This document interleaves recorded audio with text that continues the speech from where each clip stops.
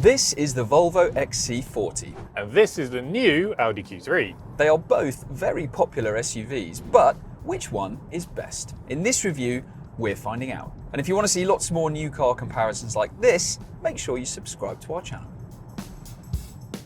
So this is the new third generation Audi Q3.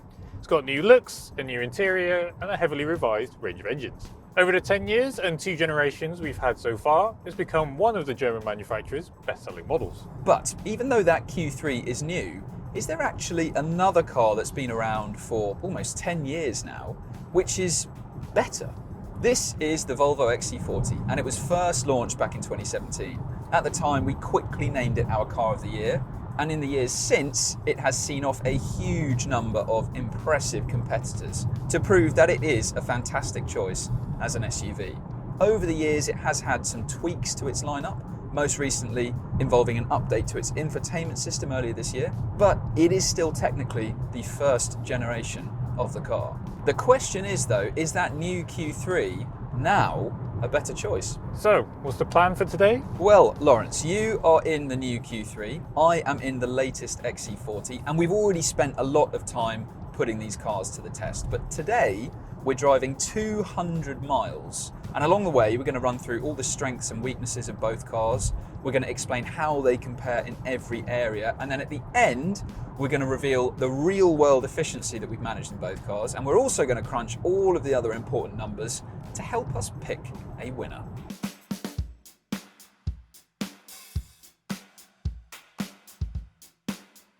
Let's talk about the specific cars we have here. This is an Audi Q3 TFSI 150 S-Line. That means it's got a 1.5 litre petrol engine and it's the entry-level choice for this car. There's also a diesel, a more powerful petrol and a plug-in hybrid. But we reckon for the money and the performance that you get, this is the version that's the easiest to recommend. This particular car isn't the entry-level trim though. The lineup starts with sports, but we've got the mid-spec S-Line, which on top of the entry-level kit adds sporty exterior styling touches and subtle changes inside. So unless you really like the look of this S-Line styling, we recommend sticking with sport because that already comes with a lot of equipment, including 3-zone climate control, heated front seats, and adaptive cruise control. There is a range-topping trim called Edition 1, but that really pushes the price up. This model here costs just over £41,000. The XC40 has a pretty simple lineup, to be honest, because there are just 2 engines to choose from. They are both 2-litre petrols, and the lineup starts with the B3. That's the version that we've got here. It gets 161 brake horsepower, and above that there is a more powerful B4, which bumps the power up to 194 brake horsepower, and it drops the 0 to 62 mile an hour time down by a second. But even this entry-level B3 option is still quicker in a straight line on paper than the Q3. The official 0 to 62 time for this car is 8.6 seconds versus 9.1 seconds for that TFSI 150 Q3. Now, if you're looking at the XC40 engine lineup and thinking that it seems a little limited, then of course, during the time this has been on sale, there have been other engine options available. But right now, if you want to buy one from new, the choice is just between the B3 and the B4, which are both mild hybrid options, by the way. There used to be a plug-in hybrid, but that has gone off sale. And actually, unlike the Q3, there is a fully electric version of this car called the EX40. For the petrols though, the trim lineup starts with entry-level Core, then you've got Plus, Plus Pro, a range-topping Ultra, and that is the specific test car that we have here, a B3 Ultra. Now that trim level compared to the ones below it gets things like an upgraded sound system, a panoramic sunroof, and a 360-degree camera. But it also gets a fairly expensive price tag of £45,000. So when we come to crunch the numbers later, we will be speccing this up as a B3 Plus, because that is a fairer comparison in terms of price and in terms of equipment against that Q3. At the midpoint of our 200 miles, we pulled over to check out our car's interiors. So, the interior of the Audi Q3. There are some new things to point out in here, aren't there? Like the screen setup that you've got here, and also this on the steering wheel. Let's start with the screens. So, what's the setup exactly? Well, we've got a large 12.8-inch touchscreen in the middle. The graphics are really sharp. It responds very quickly to your inputs. And even though Audi have now integrated the climate controls into the screen, The icons are at least large, so they're quite easy to aim for, and the ones that you use a lot of the time are on permanent display. Yeah, even if you've got Apple CarPlay on, you can still always see at the bottom of the screen those climate controls. You don't have to delve into a sub-menu just to make a minor adjustment or anything like that. But still would be better if you had separate physical controls for them, like you did on the old Q3. Absolutely, but with this it seems like a slightly better compromise than a lot of manufacturers. Yeah. So. And the rest of the system is pretty good. Yeah, the menu layout is a lot more logical than the one in the Volvo, and if you're more inclined to spend some time with it, you can customize the home screen with a lot of these widgets. So, for example, we've got the drive modes up here and the interior lighting and your phone, and it just means it saves you a bit of time from delving into another menu. Sure. And what about this driver display over there? Well, on the whole, it's still very good. You get a lot more layouts than what you get in the XC40, and you can customize what information you want, but you do have to control it using these fiddly touch-sensitive controls on the steering wheel, and every now and again you do accidentally brush a button when not meant to. Yeah. So it is a bit fiddly, and they do feel a little bit cheap. And what about this setup here then with the stalks? What's going on? Yes, this has been a big talking point. So Audi have tried to reinvent the stalks, but in isolation they work fine. The controls themselves are exactly where you want them to be, and you do operate them like you would a normal stalk. But with the windscreen wipers, for example, you have to use this rotary dial for the front ones. That's easy enough. But if you want to use the rear, you do have to press this recess button down here, and it just ends up being a bit fiddly. You sometimes don't know whether it's on or off, and it just feels like it could be a lot more simple. And they feel a bit cheap as well, don't they? They also do feel a bit cheap. They're supposed to feel tactile and feel like a button, but you end up just clicking them and they sound quite hollow and a bit brittle, which is a bit disappointing. So we've mentioned cheap feeling buttons on the wheel, or not even buttons, a kind of haptic touch sensitive thing. Yep. The indicator stalks also feel a bit cheap. Is cheapness a theme of this Q3's interior? Well, it's not the most luxurious interior in the family SUV class, and to be fair to Audi, they have improved on their Q3's interior, especially over its predecessor. That was a big disappointment, very plasticky, and at least in here, there's a lot more nice materials used. You got these plastics on the doors, you got some suede for S-line trim with the ambient lighting integrated in, and some padded faux leather on the sides of the console and on the doors. But that's about it, really. And ultimately, it doesn't take long for you to find the scratchier plastics down here and along the top. Yes, you're right. And you can see they've even tried to make this bit of the dashboard perhaps interesting from a design perspective, but ultimately it's just a big slab of plastic. Yes, it could still be better, considering you've got to pay a premium for this Audi over many rivals. Yes, good point. And also, what a shame that we're in yet another new Audi where we're kind of saying the interior isn't actually as good as Audi interiors from 10 years ago. Exactly. That seems a bit of a shame. Okay, well, let's see how it compares to the Volvo. Okay. Now, this XC40 interior dates back almost 10 years now, which is crazy to think. And of course, the car has had some changes over the years, but nothing to really fundamentally change what it looks like inside. No, but it has, in all fairness to it, aged really well. Absolutely. And particularly in comparison with the new Q3, in fact, because the quality in here is really good, and it does feel like a step up compared to the Audi. It does. Everywhere you touch, you've got really nice, dense materials, and it's all screwed together very well indeed. Yeah, it does feel more robust and solidly built compared to the sometimes rather creaky Audi. Yes, and we are in a higher trim level for the XC40. This is an Ultra, and that means that you've got this genuine wood inserts here on the door panel and on the dashboard, which do look very nice. But even if you go for the cheapest version of this car, okay, you don't have genuine wood, it's swapped for a kind of brushed aluminium effect. But it's still a very, very similar look and feel in the interior. And really, even after all these years, very tough to beat by other new SUVs. Yes, it still feels a step above even a lot more premium rivals that you get in the family SUV class. Yes, agreed. And how do you find the tech? The tech is okay. You do obviously have a smaller screen in this XC40 with this portrait layout here. And it does mean that compared to the Audi, it feels like things are kind of squidged on there a bit more, particularly with the climate controls. Now, of course, as with the Audi, it would be far better if you had separate physical dials and buttons for all of that. But whereas in the Audi, you've got more icons permanently visible to you, in the Volvo, you might need an extra press or two to bring up some different menus to adjust the temperature and the fan speed, for example.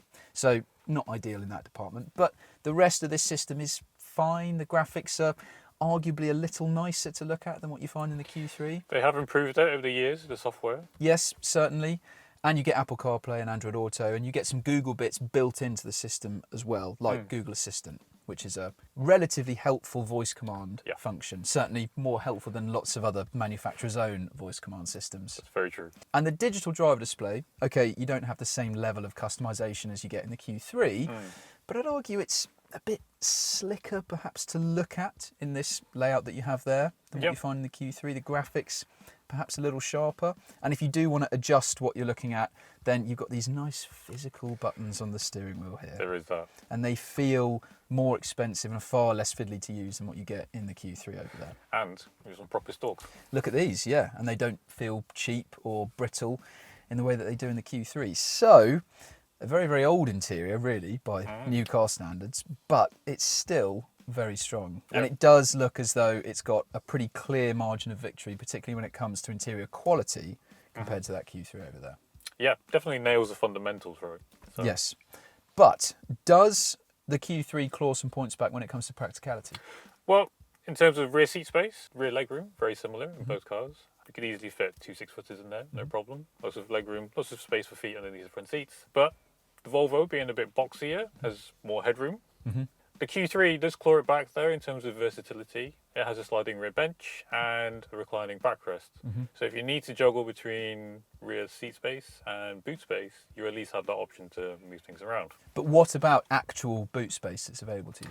Well, with the Q3's rear bench slid all the way back, we could fit 6 carry-on suitcases in there. However, the Volvo could just fit 7 straight in. Okay, so it's bigger. But of course, you could, if you wanted, slide the rear bench in the Q3 forwards if you had no one sat in the back. But still, it looks as though things so far are leaning in favour of the XC40. Yeah, out of the box, totally. But let's get back on the road and see what they're like to drive. Let's do it. So why are these cars like to drive?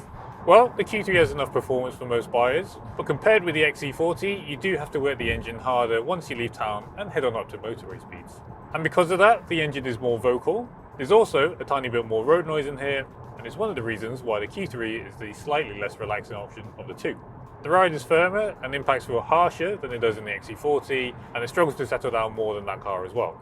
The small upside is that the Q3 has better body control over undulations, and there's a little less body lean when cornering. That's not to say the Q3 is uncomfortable, but right now on the motorway, I'd rather be in that XC40. That's because this is definitely the more comfortable car. It's softer, it's really well cushioned, there's still good body control, and it's more comfortable even in this ultra trim level, which gets big 20-inch alloy wheels. If you went for a plus model, you'd get 19-inch alloys, and that would be even more comfortable. On top of that, it's quieter in here, the performance is delivered in a more effortless way than what you have in the Q3. This has got a bigger engine, of course. And yes, in terms of handling, this does feel like a taller car, and there's a bit more lean as you go around a corner, but it still handles perfectly well, and the steering's nicely weighted. So, overall, even after all these years, it's pretty tough to fault this XC40 on the road. But what do the numbers say? Because that could change things. Okay, so let's go through the cost of the trip. In the end, we covered 192 miles. In the XC40, I needed 21.7 litres of petrol to fill the tank. It cost me £30.79, and that meant that my real-world fuel economy was 40.2 miles per gallon. So what about the Q3? Well, I needed 19.54 litres of fuel. It cost £27.73, and my real-world fuel economy was 44.7 mpg. Okay, so the Q3 might be a bit slower, but with its smaller, less powerful engine, it's more efficient, and that will save you some cash in the long run, won't it? But let's now take a closer look at the difference in overall cost between these two cars. And we mentioned earlier that for the purposes of this test, we're speccing up the XC40 as a plus model because that is a fairer comparison to the S-Line Q3 that we had. Yep. And factoring in costs over 3 years like servicing, insurance, tax, predicted depreciation and fuel, then it looks like the XC40 will cost you less, but not by a huge factor. That's right, but there's a clearer difference when it comes to monthly PCP costs. Yes, that's right, because at the time of recording, if you put £4,000 down as a deposit, cover 10,000 miles a year, for 3 years, then the XC40 will cost you £505 a month. What's the cost of the Q3? Well, that's £675, which is quite a bit more expensive. It is. And it's not like the Q3 offers a lot more equipment for that money. It gets 3-zone climate control, while the XC40 gets dual zone. But the Volvo also gets a heated steering wheel, a heated front windscreen, and heated rear seats. You also don't need to really add any options to the XC40, but in the Q3 there are some packs to consider. And if, for example, you wanted to improve the ride of that car, then you can add adaptive suspension. But in S-Line, it's part of a pack that costs more than £4,000.